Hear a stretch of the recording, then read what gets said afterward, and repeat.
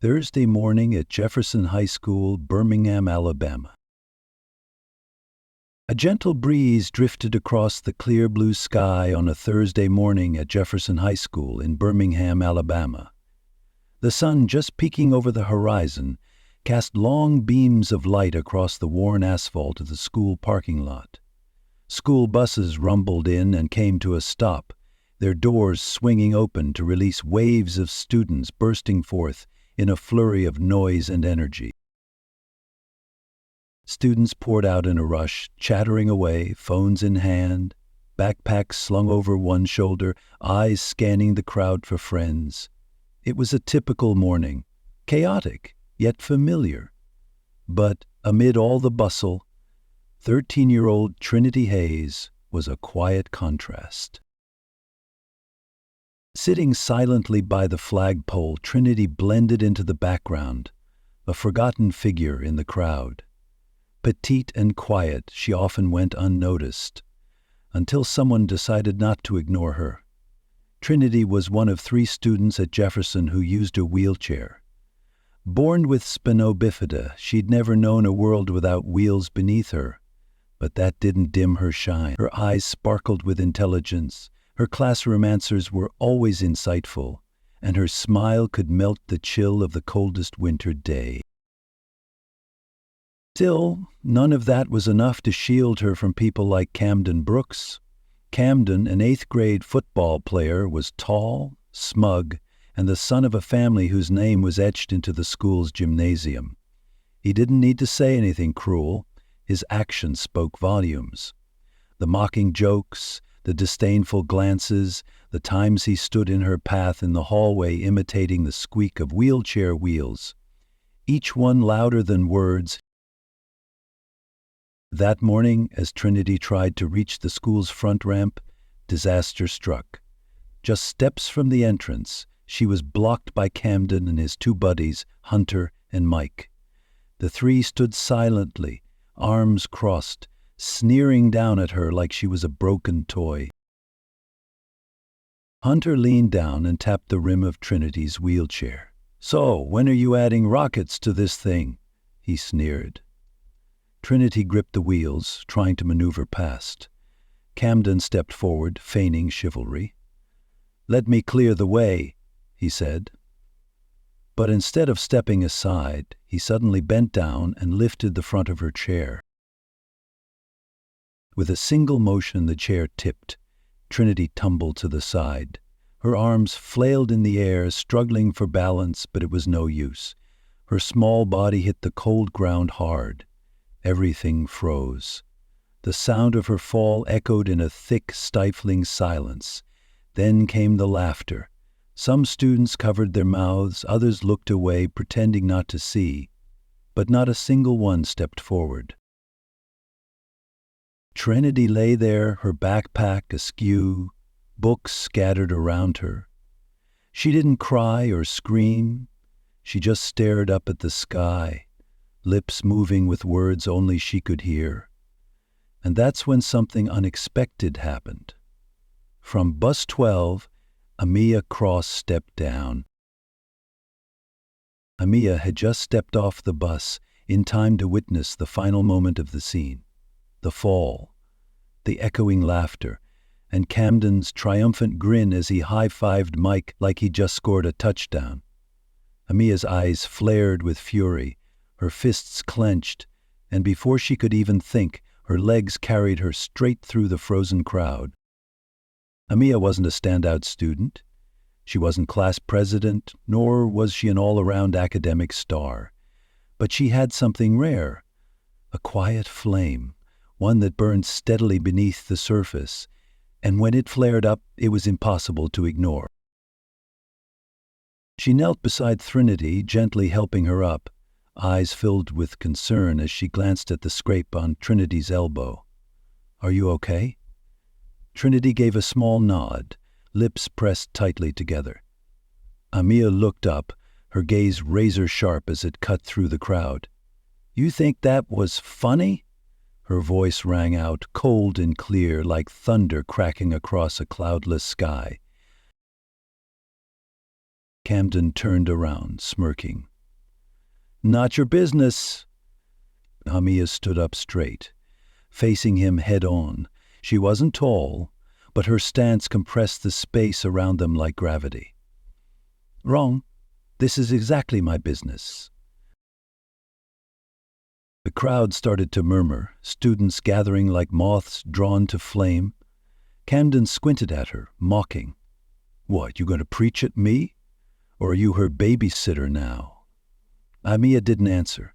She stepped forward, bent down, and helped Trinity back into her wheelchair, her hands steady and gentle, as if passing along a silent promise.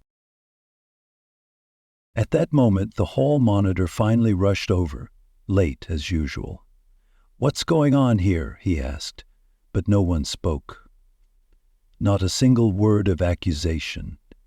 Camden, Hunter, and Mike faded into the crowd as if nothing had happened. The incident didn't end with justice. It ended with tension thick in the air, like a tightly strung wire.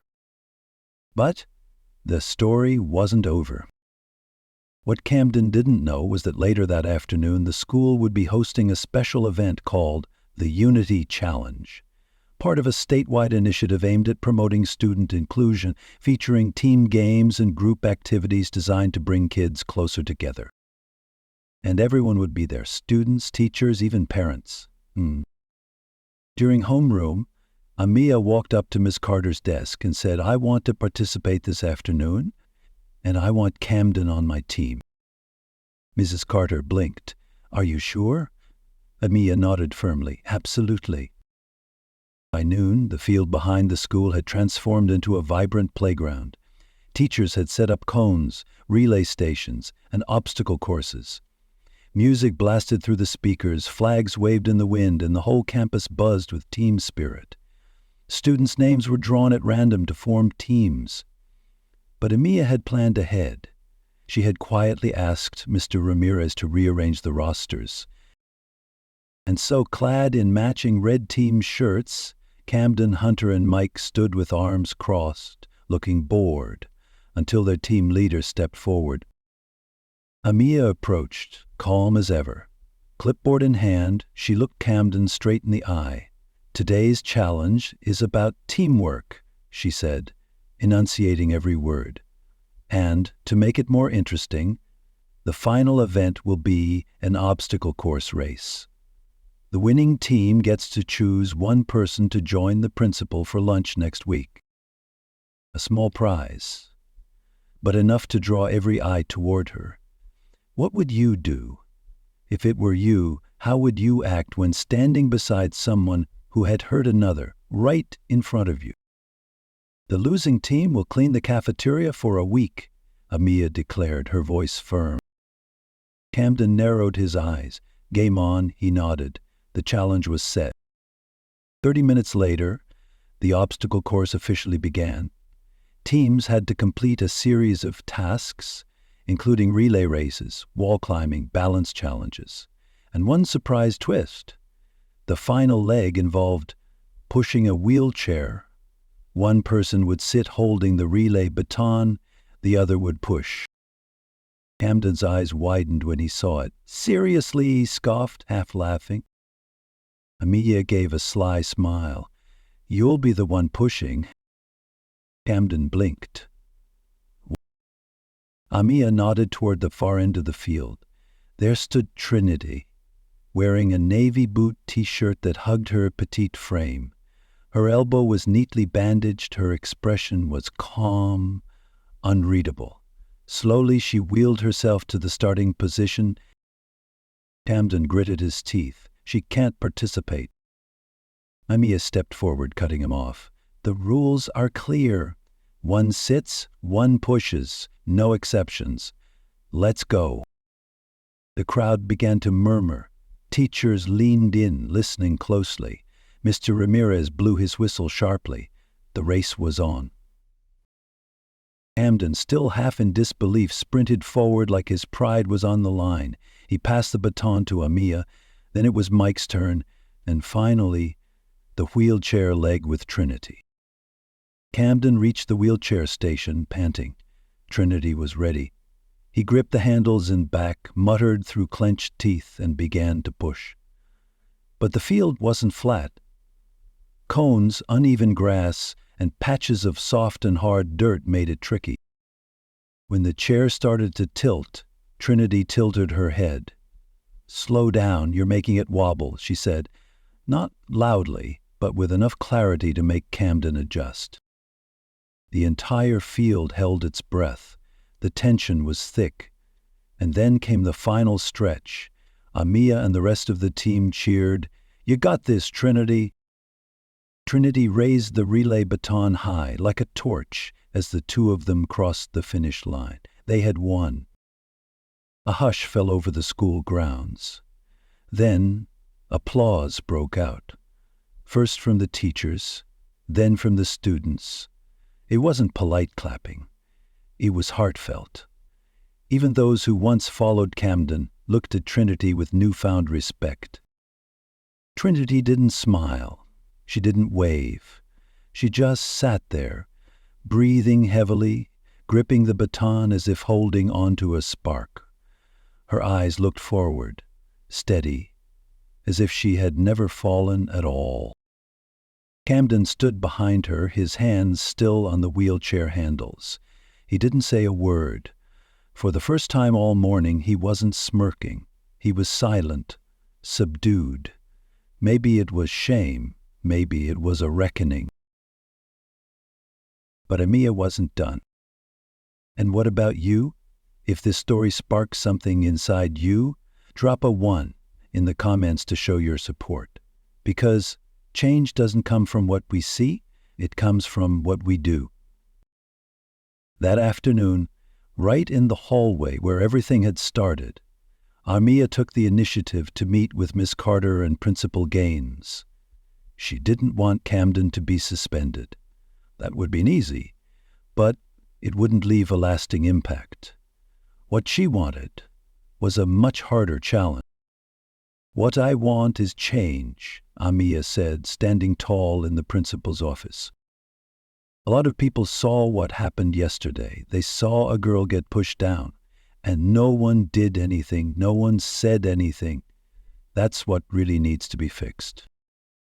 Principal Gaines, a stocky, silver-made man who had been with Jefferson High for nearly 2 decades, sat in silence, taking in every word. "So what are you proposing, Miss Cross?" he asked. Amiia took a deep breath. "Give us 10 minutes during tomorrow's morning assembly. Let me and Trinity speak. Give us the chance to show everyone what it truly means to stand up for one another."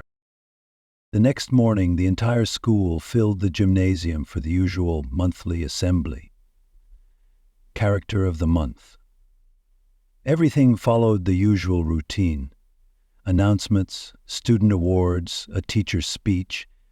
Most students sat half distracted, eyes on their phones, minds elsewhere. Until Principal Gaines stepped up to the podium with a microphone in hand. He cleared his throat, his voice steady and firm. "Before we wrap up, 2 students have something they'd like to share with us." A buzz rippled through the gym, then silence. Amiia and Trinity walked to the center of the floor, one standing, one in a wheelchair. The entire space felt completely quiet. Trinity positioned herself at the center. Amiia stood beside her, microphone in hand, gaze unwavering. "Most of you saw what happened yesterday," Amiia began, her voice calm but firm. "Some laughed, some turned away, and some didn't care at all. But here's what we all need to understand. Trinity didn't fall because she uses a wheelchair. She fell because someone thought hurting her was okay."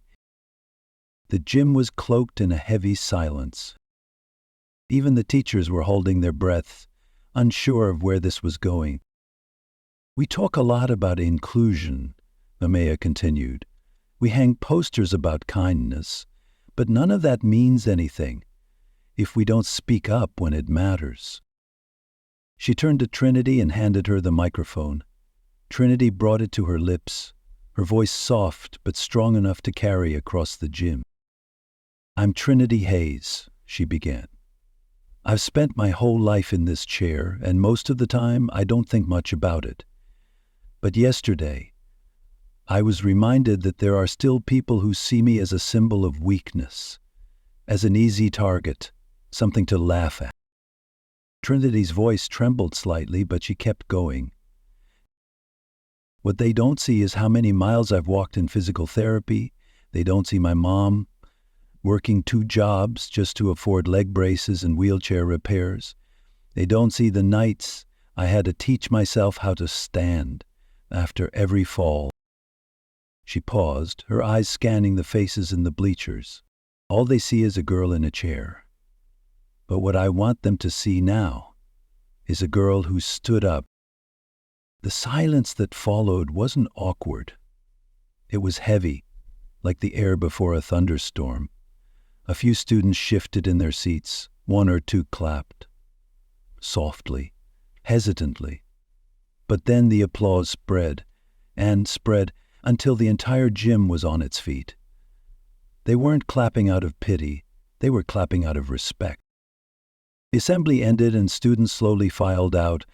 Among the scattered crowd, Camden walked quietly by himself, a feeling unfamiliar to him, someone who had always been at the center of attention.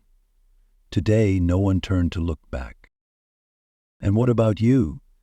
If you ever been silent in the face of injustice, are you ready to step forward and make a change?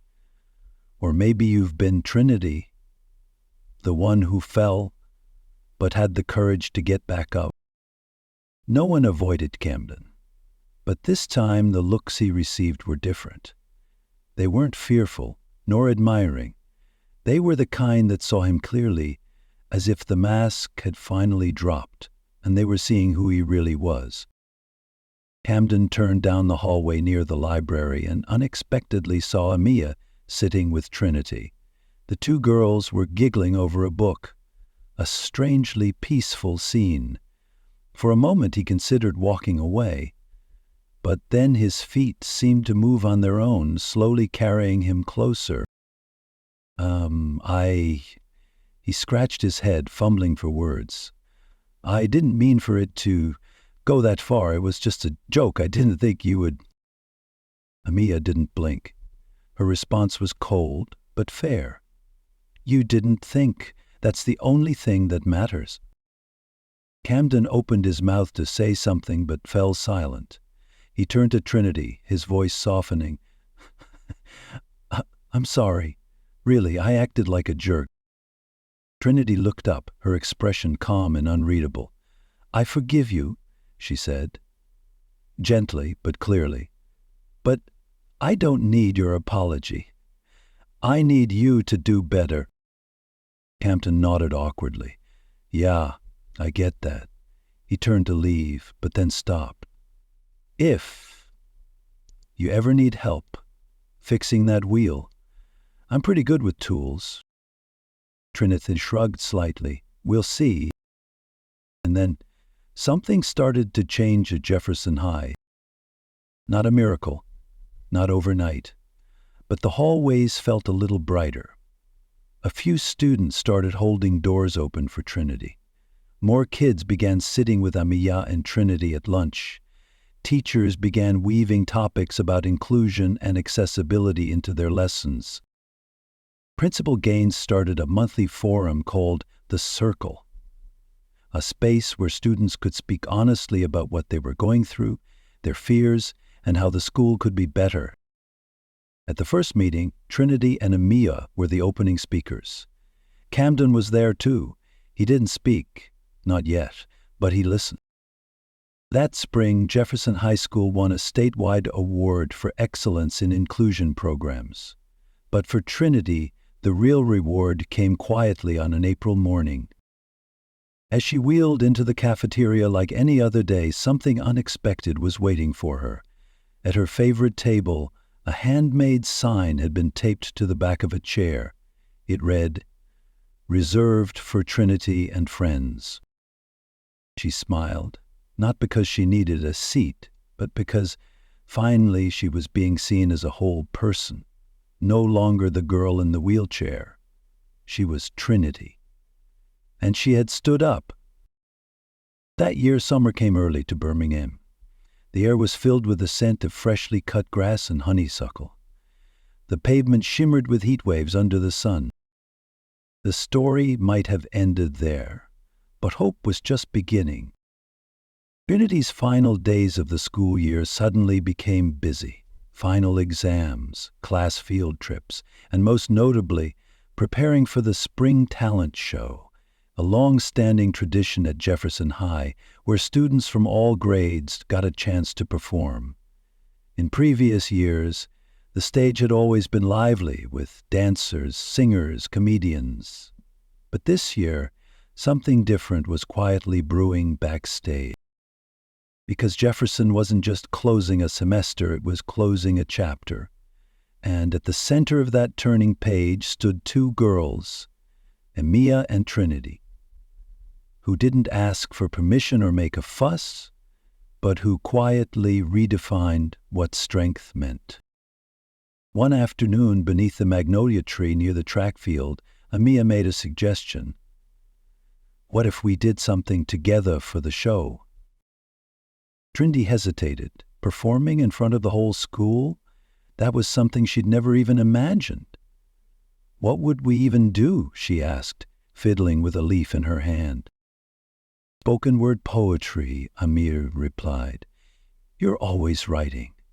That poem you showed me about the sky, that was fire. Trinity shook her head, smiling shyly. I only write for myself. Maybe it's for you, Amiia tilted her head, but maybe someone else needs to hear it too. And so the two girls began. For 2 weeks after school, they met in the library, crafting a symphony of words. They wrote about presence and invisibility, about wheeling through hallways while others walked past, pretending not to see. They wrote about voices that didn't need to shout to shake the walls. Amiia brought rhythm, energy, motion. Trinity brought calm, grace, and quiet strength. The day of the performance arrived, the gym packed with students in glittering shoes and eager faces. Behind them, rows of parents held up phones, ready to record.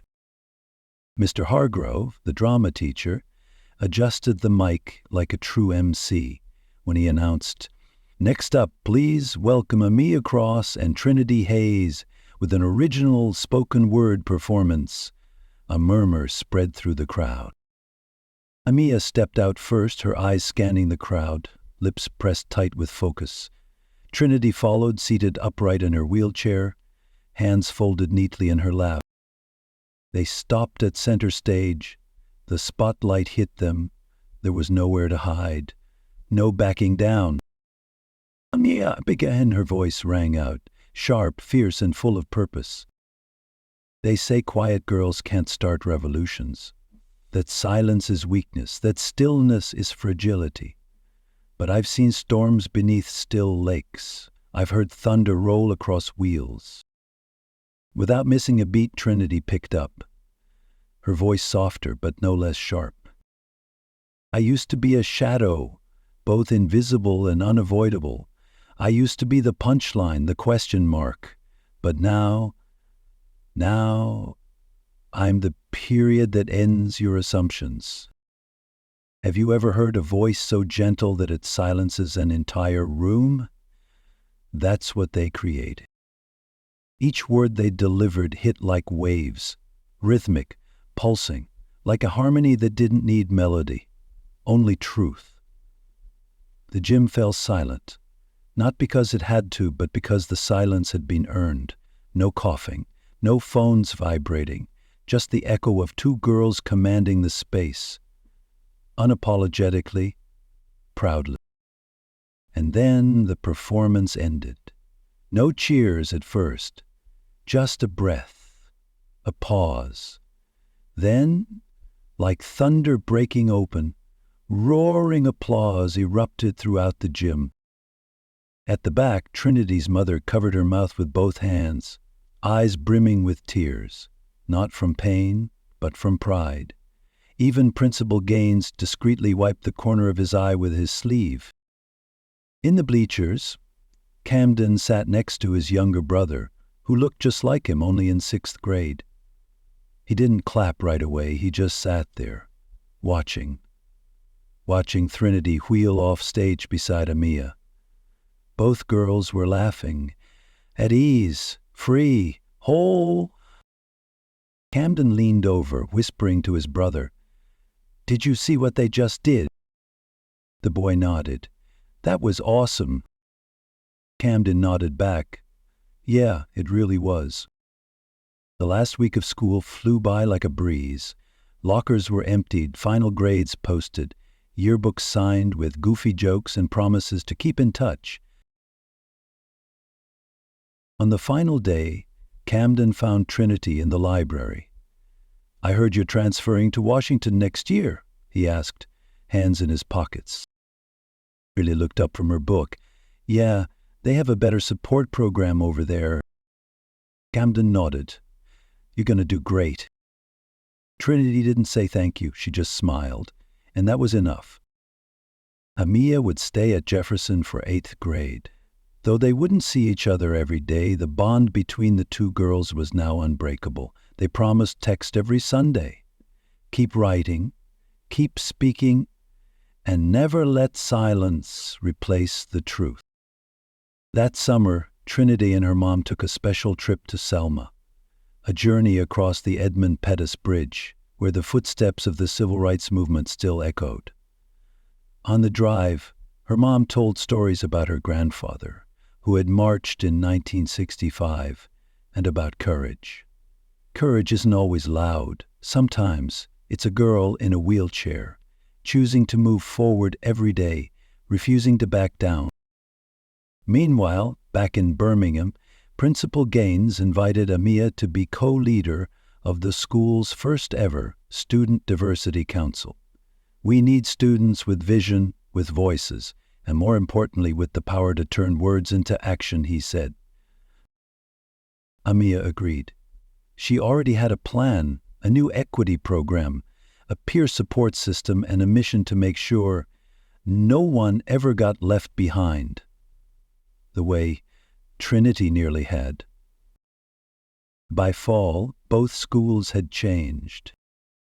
At Washington High, Trinity quickly joined the spoken word poetry club, where students wore words like armor. Each poem was a declaration that her voice, and the voices of those like her, didn't just deserve to be heard. They needed to be carried forward. And what about you?